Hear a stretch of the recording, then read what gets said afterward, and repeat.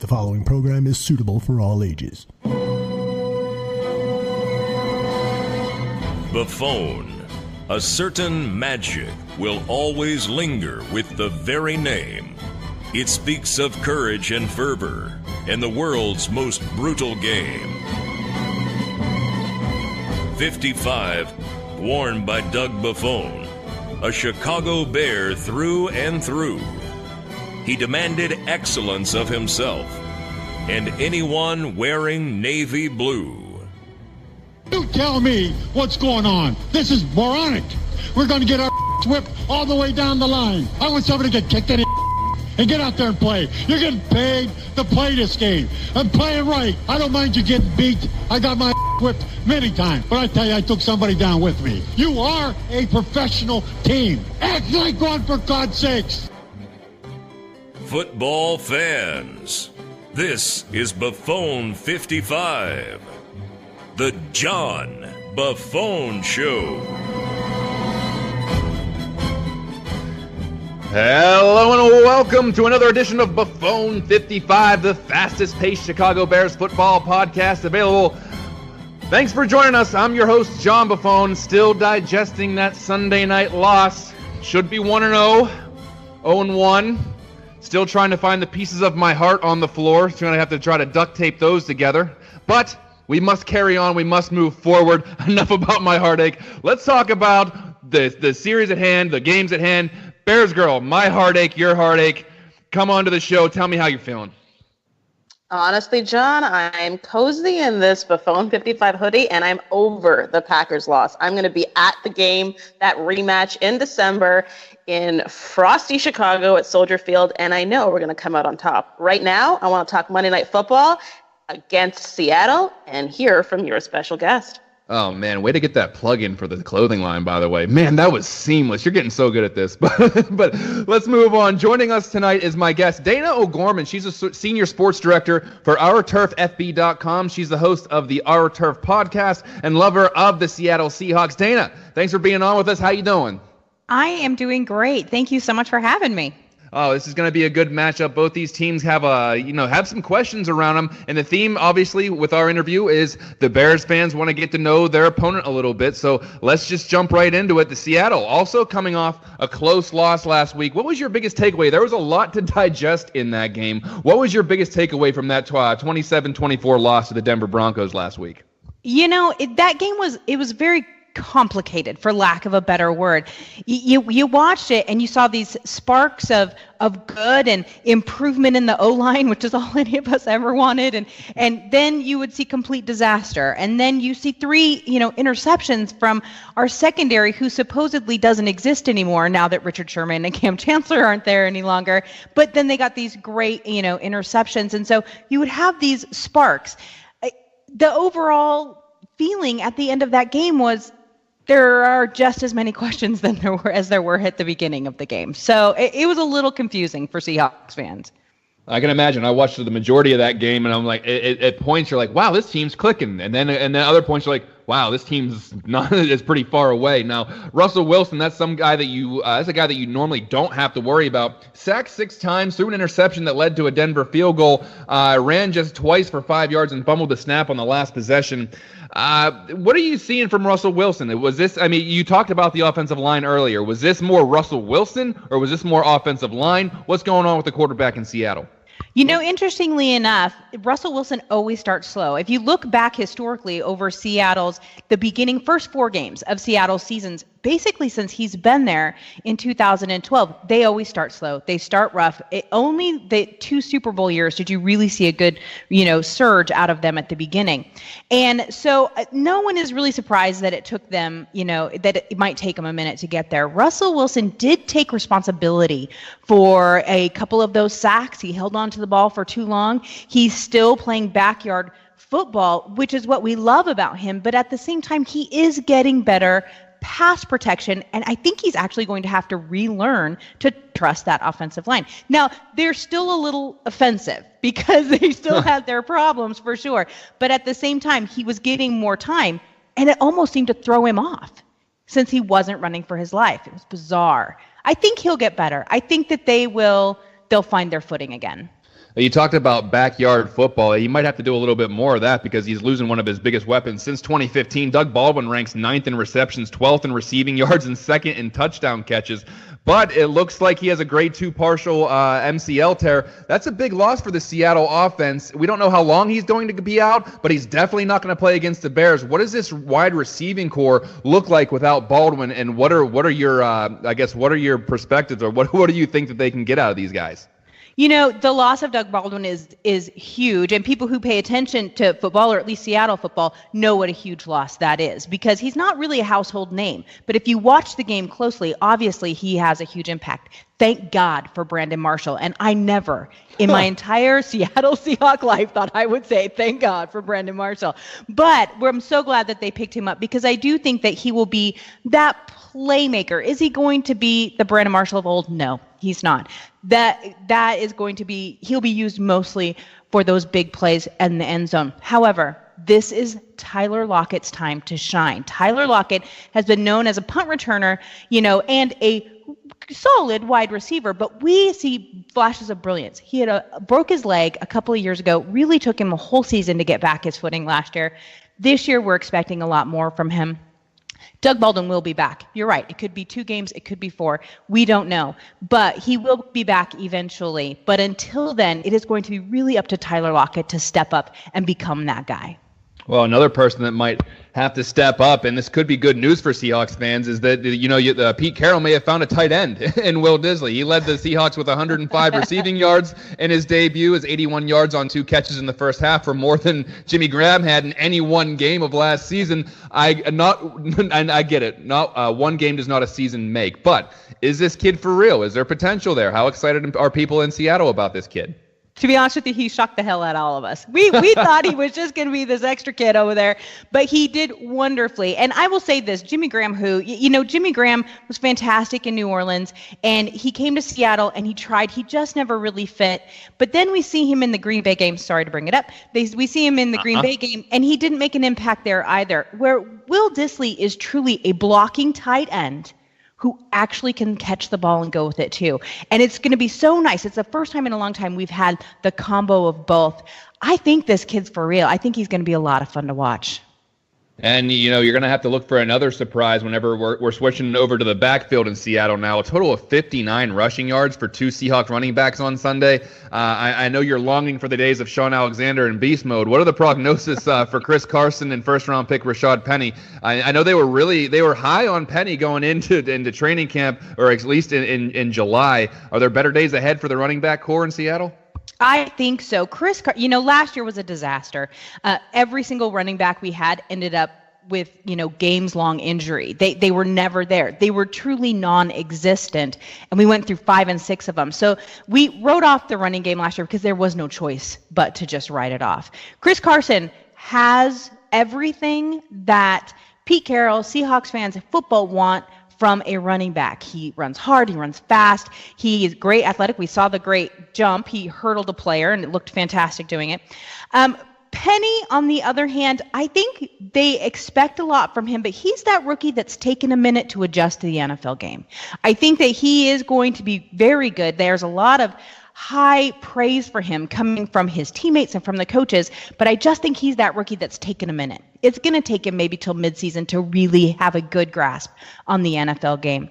The one running back no one ever talks about that is I'm really excited about was Mike Davis, and he was not active this last time. I think they wanted to bulk up on the O-lineman a little bit on the active day, but he runs a lot like Marshawn Lynch, and where he might not have quite the talent that Carson or Penny has, he is reliable. And I think hopefully if they can all stay healthy between the 3 of them, we might eventually have a run game this year.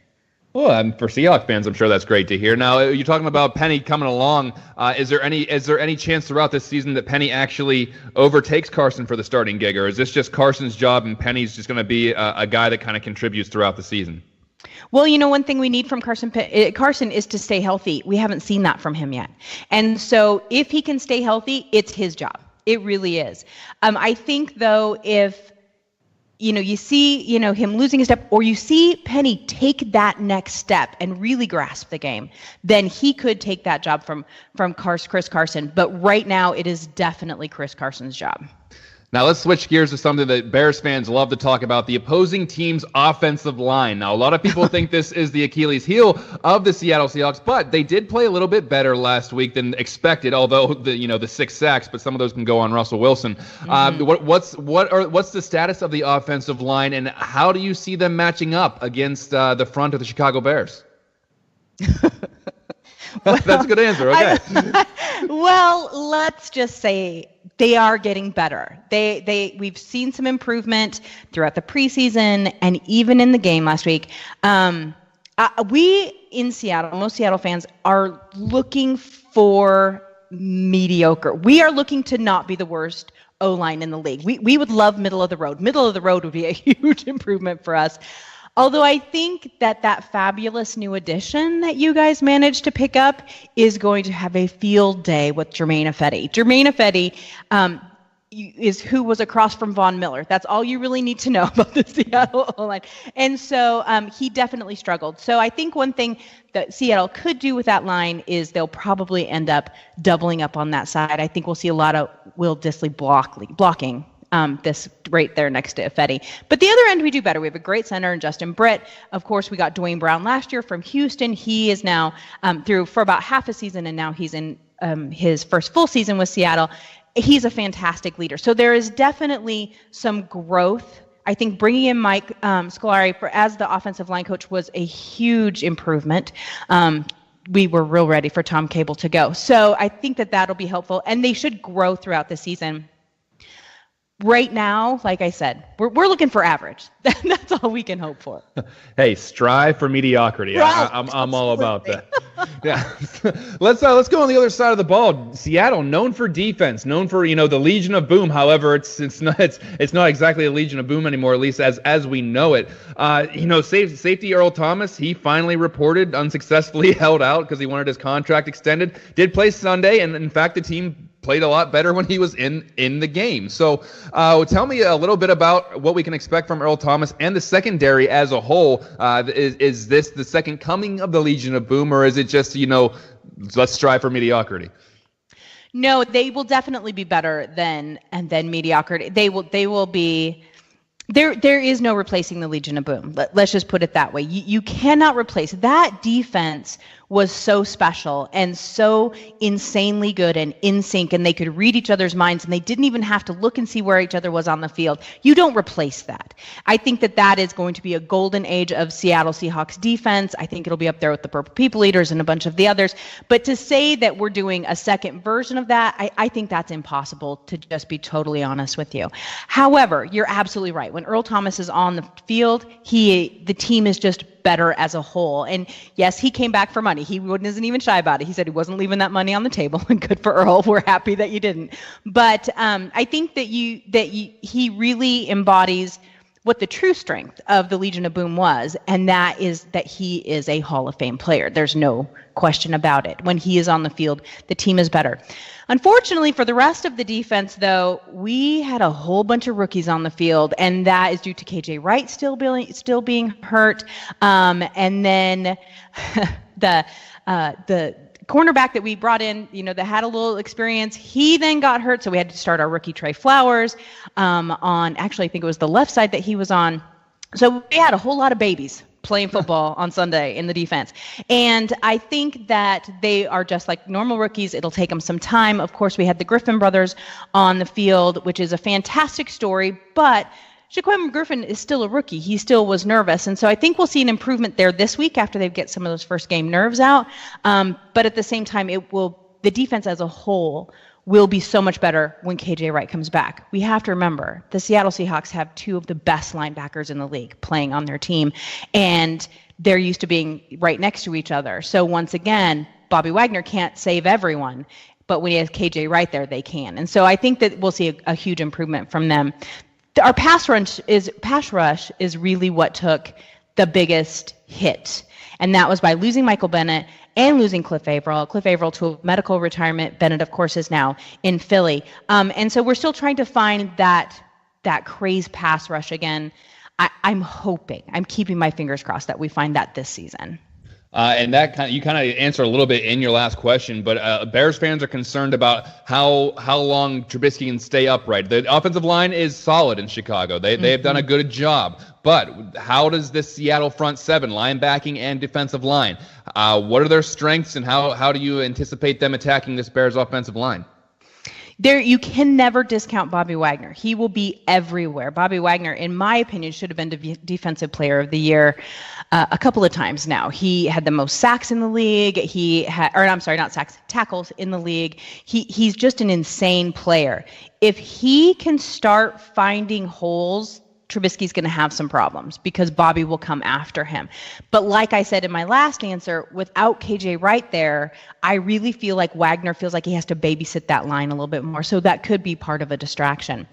Frank Clark is a fantastic pass rusher. I just think that he did not have the complete bull rush that Michael Bennett had. And so I think that will come in time. By this game, I don't know. I can be honest with you. But I do think that they are fantastic at run blocking, but that pass rush is a little lacking for Seattle right now. Absolutely. And before I ask you for a prediction on this game, I want to get into the juicy stuff. I want to get into the TMZ stuff. There's a Sports Illustrated story that alleges some dissension within the team because of what players, especially on the defensive side of the ball, feel was a favoritism towards Russell Wilson. What's been the reaction to this story in Seattle? I mean, are we seeing kind of a drama start to play out a little bit? The drama's gone. Let's just put it that way. So here's the thing. I fully admit this. Anyone who follows me on Twitter or knows me knows this. I'm a huge Richard Sherman fan. He was the first jersey I ever bought. I have a bunch of signed stuff from him. I love Richard Sherman. I don't love Richard Sherman right now because I feel like what has happened is the defense were the star of the show during our Super Bowl years. They really were. And the offense wasn't. And then that shift started to happen, as it does when you have a really good quarterback. And as awkward as Russell Wilson looks sometimes when he's running around there like a crazy fool, he's a fantastic quarterback.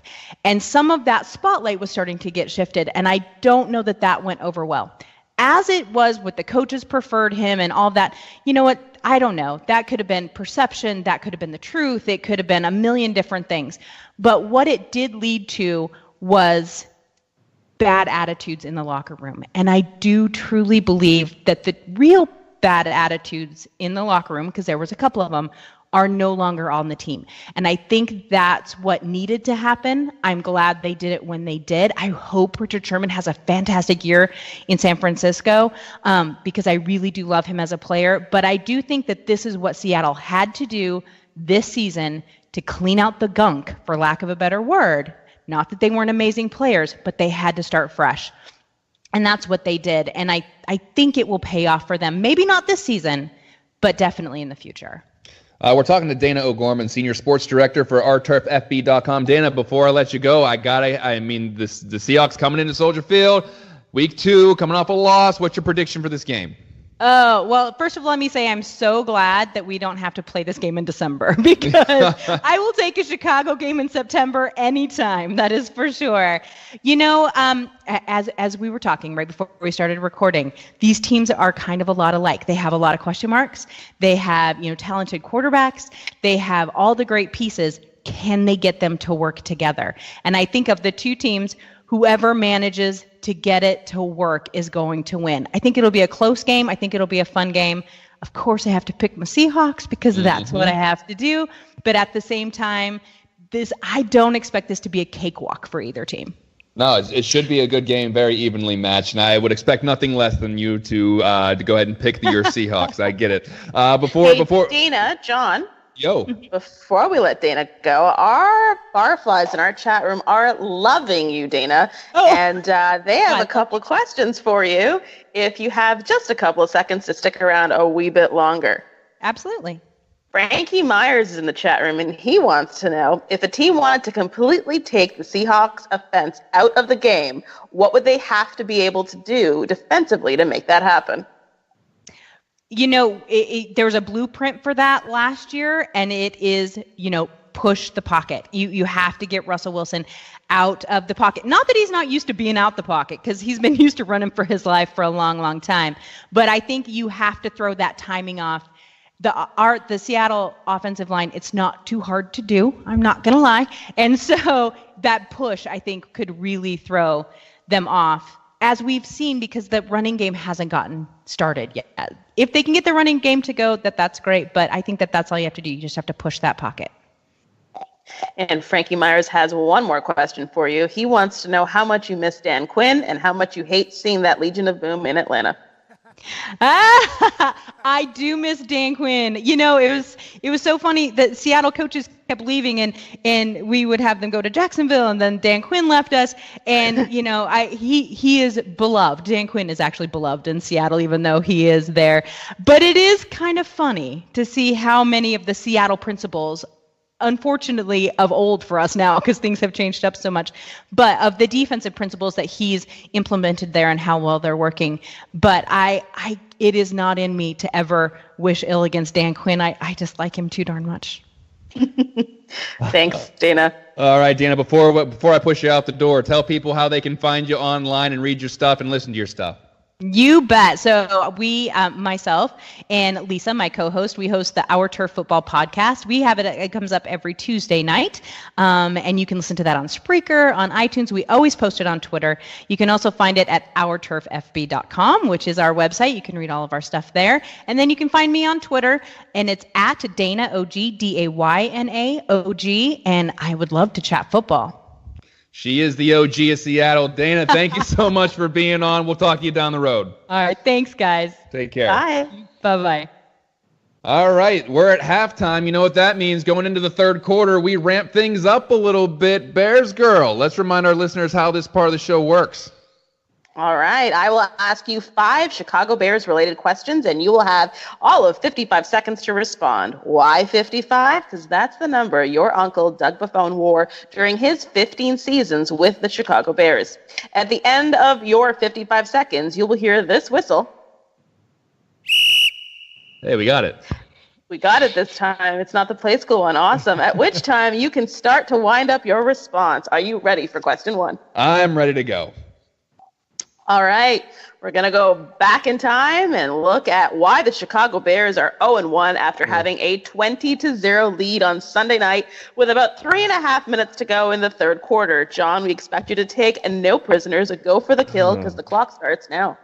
Well, what did I tell you last week? If you want to change the culture in the North, you have to learn how to close games out. I gave the exact scenario that happened. If the Bears are up 3 late in the game and have the ball, you can't kick a field goal. You can't give the ball back to Rodgers. I don't care if he has one leg, one arm, one eye. You don't give the ball back to Aaron Rodgers with a chance to win the game. When they kicked that field goal, I knew it was over. I don't care about the dropped pick by Fuller. I knew it was over because we gave the ball back to Green Bay. That was just a systematic crumbling on offense, defense, and in coaching. You had every opportunity to show on a national stage that this is a different Bears team, and what do we get? The parabolic mic picking up Packers fans chanting, "Bears still suck." This is one of the worst losses I can remember since they lost to the Packers back in the NFC Championship game in 2011, because we got built up in the first half, and then a meltdown occurred, and I had to hear Chris Collinsworth openly drool over everything the Packers were doing. This was supposed to be different, and it ripped my heart out. I have 3 big TVs in my basement set up for NFL Sundays, and I couldn't even bring myself to carry them upstairs. I'm still pissed off about this.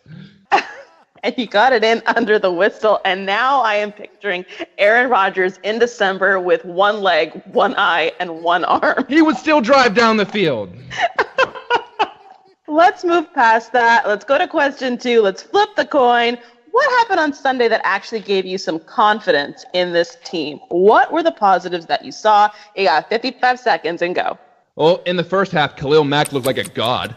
He nearly earned that contract right out of the gate. The defense looked fast. It looked mean. It looked focused. once again, for a half, and then they knocked Aaron Rodgers out of the game. Not to say that's a good thing, but that means that they were getting to him. I had bear down Chicago Bears playing so loud in my house, my neighbor's shutters were probably shaking. The offense looked new. It looked cutting edge. We saw a receiver actually go up and make a couple great catches in Allen Robinson. Both Tariq Cohen and Jordan Howard looked really good. Trubisky looked good, and some of the mistakes that he made looked correctable. I'm keeping the faith that he's going to continue to get better. He didn't play much in the preseason, and I'm not completely folding into the Mike North narrative that he needed to play all the preseason, but I will say that more playing time is going to benefit Mitch as the season goes along. So I did see a lot of positives, probably a lot more positives than I saw in week one last year whenever Mike Glennon and John Fox were on that side of the field. So although a long pass to Austin Hooper kind of changed the mold last year, maybe it's a week one thing. Maybe we're just destined to give up a big pass that's soul-crushing in week one.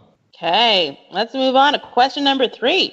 When Khalil Mack and Roquan Smith are at their best physical shape, one might say right before or after our bye week at the end of September, how ferocious do you think this team's defense will be? Are we talking 2006 Bears or, dare I ask, 85 Bears? And go. Well, they're going to be good. That's for sure. Roquan just got in the game, and as soon as he got into the game, he and Mack had kind of a meeting of the minds at the quarterback. They need Roquan to get in, and they need to get him up to speed fast because we saw time and time again that Nick Kwiatkowski can't catch a steel ball with a magnet. He is so slow out there. Once everyone is firing on all cylinders and hopefully healthy, this is going to be a scary, scary defense. The D-line itself can get a push, and then the linebackers, well, we already know what they're all about. Now, if we can just get Kyle Fuller on the jugs machine to learn how to catch a damn ball, we're going to have something cooking. There's definitely enough talent to think that this D is capable of being 2006. 1985, we don't touch that. The 85 Bears wouldn't have blown a 20-0 lead last Sunday night, regardless of conditioning or even sobriety, probably. So it might take until the end of September before that happens, but you also cross your fingers now that no one gets banged up to that point. We saw Trevathan get nicked up already. We saw Amukamara get nicked up already. Leonard Floyd's always a question mark. Just, you gotta stay healthy because I want to see how good this defense can actually be, and I think it can be a very scary defense. And Hart 4803 is in agreement with you. He is saying also the 06 Bears. Let's take a trip down memory lane for question number 4. Let's go back to December 2nd, 2012. Russell Wilson and the Seahawks were playing the Bears at Soldier Field. Wilson almost single-handedly beat the Bears. His stat line was 23 of 37 for 293 yards, 2 touchdowns, 71 rushing yards, and 0 turnovers. That Bears defense, not a pushover either. They were leading the NFL in creating turnovers. What are the chances we'll see Russell Wilson recreate history? The clock begins when you're ready. I think the Seahawks in general were a much better team, and I have to feel certain they had a much better line. Don't get me wrong. The 2012 Bears defense was darn good. Israel Donahue, Henry Melton, Julius Peppers, Urlacher, and Briggs. And with all due respect to those guys, because they were all great players, I think there's a little more speed on the 2018 edition of the Bears defense. There's going to be plays where Bears fans hate Russell Wilson. He slips out of the pocket. He makes things happen like a magician. That's just who he is. But he did get sacked a bunch of times last week by the Denver Broncos. And the Bears are just as good, if not better, than the Broncos up front. So if they can contain the pocket and run Wilson down, I think they can limit the amount of damage he can do by himself. And let's be honest, the Seahawk offense isn't offering much to help him right now. The O-line is a big question mark. The receivers are depleted. The tight ends are pretty unknown. And I don't know exactly what they're going to get out of the running game, but like I said, there's no Marshawn Lynch or Sean Alexander back there. I really believe that they can limit the Seahawks. I think they let a few Wilson plays. He's going to pull some crazy stuff off. We just got to grin and bear it, for all puns intended, but they're going to get after him. Final question before your prediction, John. Bears haven't been a good team on our primetime games lately.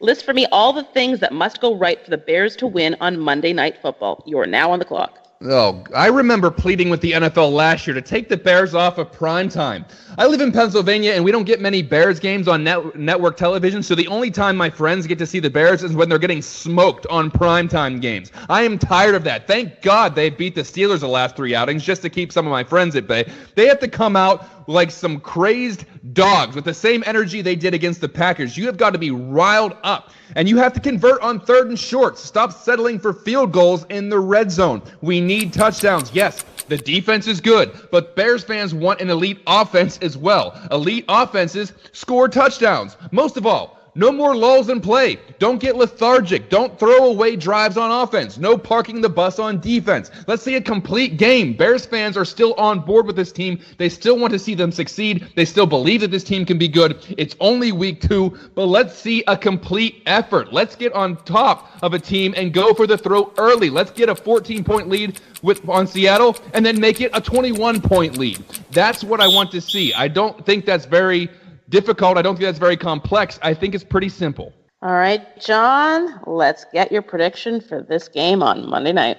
Oh, I like the Bears. It's their home opener. Soldier Field should be rabid. Seahawks showed their weaknesses last week. I think we see a good defensive effort, and I think we see more consistency out of the offense. We're going to see how Coach Nagy does with a week of film at his disposal, see what they did wrong, see what they did right, and maybe he learned a thing or two from that loss last week of, kind of keeping the pedal down throughout the entire game. I think the Bears get back to 500. They're going to be 1-1. I think they beat Seattle 26-17, and you know how they do it? They have the ball late with a short lead, and they score a touchdown to actually put the game out of reach. That's what I see happening. They're going to flip the narrative this week and actually put a team away. Now, don't forget, this episode of Buffone 55 will be on your podcast stream first thing Thursday morning. Make sure you share it with your friends. Give us a review. Give us a good review. Don't give us a bad review. Come on. If you're listening, you like it. And make sure you check all the delivery systems where you can get your podcast from: iTunes, Podbean, Spotify, Google Play, Stitcher, Atari, Snail Mail, whatever else you listen to podcasts on. You name it. All you have to do is search for Bears Barroom Radio Network, and we will pop up.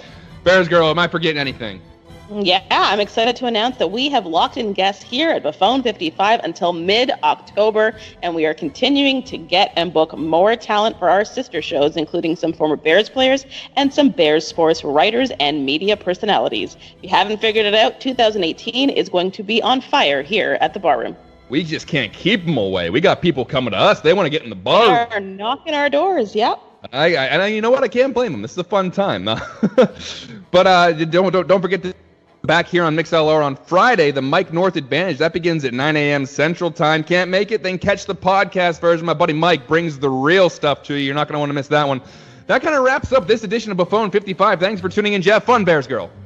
I had an amazing time. What show is this for us now? 3, 4, 5, 10, 15? They all run together. They're so fast-paced. It's just one big marathon. We don't take chunks. We don't fight battles. We are in it for the long war, BearsGrl. We're in for it. And we're not even halfway through. So dig in. It's going to be a long season. I got to start getting some lozenges. I'm going to lose my voice here eventually. But that will do it for us. For BearsGrl, I'm John Buffone.